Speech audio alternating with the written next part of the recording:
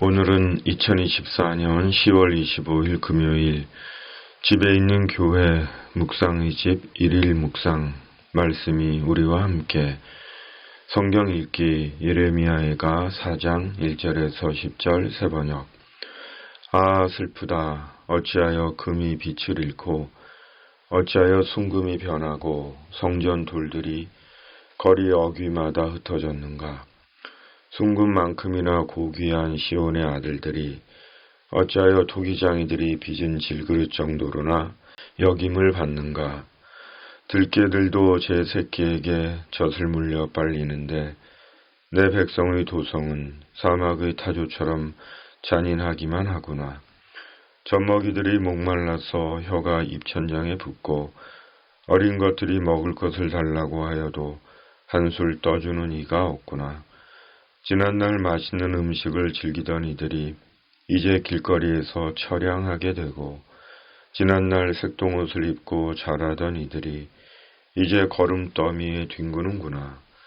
예전에는 저 소돔성이 사람이 손을 대지 않아도 순식간에 무너지더니 내 백성의 도성이 지은 죄가 소돔이 지은 죄보다 크구나. 예전에는 귀하신 몸들이 눈보다 깨끗하며 우유보다 희고 그 몸이 산호보다 붉고 그 모습이 청옥과 같더니 이제 그들의 얼굴이 숯보다 더 검고 살갗과 뼈가 맞붙어서 막대기처럼 말랐으니 거리에서 그들을 알아보는 이가 없구나.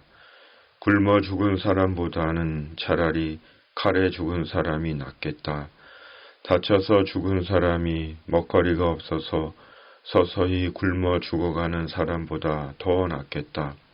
내 백성의 도성이 망할 때 자애로운 어머니들이 제 손으로 자식들을 삶아서 먹었다. 아멘. 말씀 묵상, 날마다 말씀과 성령으로 죄와 맞짱을 뜨기로 하다. 바벨론에 의해 멸망한 예루살렘의 상황은 극단의 처참함 그 자체입니다. 처참함이 무엇인지를 생생히 보여줍니다. 영상과 사진의 기록으로 남은 전쟁 직후 폐허가 된 도시의 모습과 굶주림에 흉한 사람들의 몰골이 본문의 예루살렘의 모습입니다. 실은 더 참담했을 것입니다. 그렇다면 어쩌다 이 지경이 된 것일까요? 심지어 있을 수도 없고 있어서도 안 되는 어머니들이 자기가 낳은 자식을 삶아 먹는 말할 수 없는 끔찍한 상황이 왜 벌어진 것일까요? 죄 때문입니다. 죄가 가져온 참혹한 결과입니다. 예레미야는 이런 사실을 내 백성의 도성이 지은 죄가 소돔이 지은 죄보다 크구나 라고 한탄합니다. 애가는 죄의 슬픔을 노래합니다. 죄가 가져온 참담한 결과에 대해 슬픔을 노래한 것이 애가입니다. 애가는 결코 죄로 인한 예루살렘의 처참함을 당연하다는 듯 흥겹게 노래하지 않습니다. 찢어지는 시인의 심정을 피를 토하듯 비극적으로 노래하고 있습니다. 죄에는 결과가 있습니다. 반드시 있습니다. 그것이 성경의 증언이며 선언입니다. 그리고 성경은 그 결과가 하나님의 심판이고 궁극적으로 죽음이라고 말씀합니다. 로마서 6장 23절 죄의 싹은 죽음이요 하나님의 선물은 우리 주 예수 그리스도 안에서 누리는 영원한 생명입니다. 아멘. 그렇다면 성경은 죄의 싹신 죽음은 어떤 죽음을 말씀하시는 것일까요? 성경은 사람에게는 두 개의 죽음이 있다고 말씀합니다. 먼저는 생물학적인 육체의 죽음이고 둘째는 불못에 던져지는 죽음입니다. 요한계시록 20장 14절 그리고 사망과 지옥이 불바다에 던져졌습니다. 이 불바다가 둘째 사망입니다. 요한계시록 21장 8절 개역개정 그러나 두려워하는 자들과 믿지 아니하는 자들과 흉악한 자들과 살인자들과 음행하는 자들과 점술가들과 우상숭배자들과 거짓말하는 모든 자들은 불과 유황으로 타는 못에 던져지리니 이것이 둘째 사망이라. 아멘. 사람의 죽음은 육체의 죽음으로 끝나는 것이 아닙니다. 사망 후의 사망, 곧 꺼지지 않는 불못에 던져지는 둘째 사망이 있습니다. 이는 곧 살아서 영원한 불못에서 고통당하는 죽음으로 지옥보다 더한 곳에서의 살아있는 죽음입니다. 그러므로 결코 가서는 안 되는 곳이 지옥보다 더한 불못이며 불못 속의 지옥입니다. 그렇다면 우리는 어떻게 해야 하는 것입니까? 어떻게 해야 불못의 지옥을 피할 수 있는 것입니까? 죄에서 떠나는 것입니다. 죄의 문제를 해결받고 죄를 버리고 죄와 싸우며 사는 것입니다. 예수님은 인간의 죄의 문제를 해결하시기 위해 세상에 오신 사람 되신 하나님 자신이십니다. 그리고 십자가에서 속죄의 희생양으로 죽으셨습니다. 하나님 자신이 속죄의 제물이 되신 것입니다. 그러므로 누구든지 십자가의 예수님으로 인해 속죄의 은혜를 입고 죄인의 신분에서 의인의 신분을 얻습니다. 사람 되신 하나님께서 십자가에서 친히 속죄의 희생이 되셨기 때문입니다. 그러므로 예수님 안에서 이루어진 하나님의 은혜를 믿고 기억하고 이제는 죄인의 삶이 아니라 의인의 삶을 사는 것입니다. 그들이 그리스도인입니다. 그런데 이런 그리스도인들이 죄의 삶을 살고 있는 것입니다. 애가는 남유다와 예루살렘의 멸망을 슬픈 노래로 부릅니다.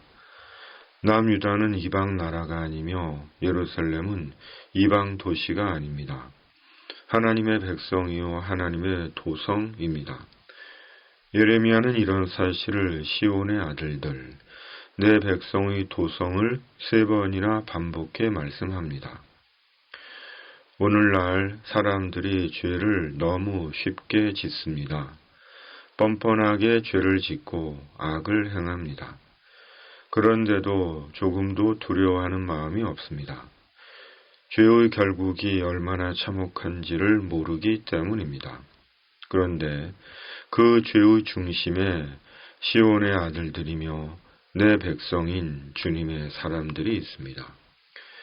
악하고 부끄럽고 탐욕적인 죄악이 주님의 사람들과 교회 안에서 자행되고 있습니다. 더욱이 명색이 영적 지도자라는 자들의 부패와 위선은 낱낱이 말을 할 수가 없습니다. 사람은 죄를 사는 한은 영원한 심판의 불못을 피하지 못합니다. 그러므로 예수님의 십자가 속죄의 은혜를 입은 그리스도인이라면 말씀과 성령으로 우리가 먼저 죄에서 돌아서서 죄를 버리고 멀리하고 피 흘리기까지 죄와 싸우며 살아야 합니다. 그럼에도 만일 죄에 대한 인식도 없고 죄의 결과에 대한 두려움이 없다면 그는 아직 예수님의 속죄의 은혜를 모르거나 여전히 세상적인 사람이거나 마귀에게 속고 있는 자입니다. 지금은 주님의 사람들이 죄의 심각성에 대해 누구보다 먼저 깨어나고 먼저 죄에서 돌아서야 합니다. 세상이 죄로 차고 넘치기 때문입니다. 그러므로 우리가 예수님의 십자가 은혜를 입은 자라면 누구보다 먼저 죄를 버리고 온전히 죄에서 돌아서야 합니다. 그것이 우리 자신이 살고 교회가 살고 나라가 사는 길입니다. 우리는 지금 살아 있습니다. 그러나 언젠가 죽습니다. 죽음에 대한 말이 달갑지 않아도 반드시 죽습니다. 그리고 하나님의 심판대 앞에 섭니다. 그러므로 우리가 예수님을 믿는 자라면 더 이상 세상적인 탐욕과 자기 편의대로 믿을 것이 아니라 예수님 안에서 소망 중에 온전히 죄를 끊고 말씀과 성령의 삶을 사는 것이 우리의 합당한 신앙적인 삶일 것입니다. 오늘의 묵상입니다. 아멘. 중보기도. 전능하신 하나님 아버지, 이 죄의 시대에 주님의 십자가 속죄의 은혜를 입은 자로 날마다 말씀과 성령으로 죄와 맞짱을 뜨며 영광의 소망을 준비하는 자 되게 하여 주시옵소서. 오늘도 성령으로 충만케 하여 주시옵소서. 죄악의 이 땅에 하나님의 공의와 정의가 살아있음을 보게 하여 주시옵소서. 성도들의 중보기도를 응답해 주시옵소서. 예수님의 이름으로 간절히 기도하옵나이다. 아멘. 하늘에 계신 우리 아버지, 아버지의 이름을 거룩하게 하시며 아버지의 나라가 오게 하시며 아버지의 뜻이 하늘에서와 같이 땅에서도 이루어지게 하소서. 오늘 우리에게 일용할 양식을 주시고 우리가 우리에게 잘못한 사람을 용서하여 준 것 같이 우리 죄를 용서하여 주시고 우리를 시험에 빠지지 않게 하시고 악에서 구하소서. 나라와 권능과 영광이 영원히 아버지의 것입니다. 아멘.